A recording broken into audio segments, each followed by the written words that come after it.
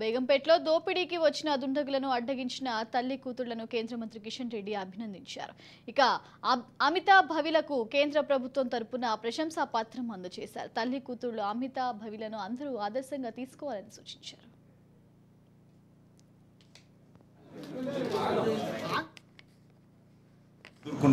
మరి ఏ రకంగా బస్తీలో ఉన్నటువంటి ప్రజలందరినీ ఏకం చేసి దొంగను ఇద్దరు వస్తే ఒక అతన్ని ఏ రకంగా పట్టుకొని పోలీసులకు స్వాధీనం చేశారో ఇది మనకందరికీ ఆదర్శం. ముఖ్యంగా ఇద్దరు తల్లి బిడ్డలిద్దరూ ఈ రకంగా చేయడము నిజంగా మహిళా సమాజమే గౌరవపడేటువంటి విషయం.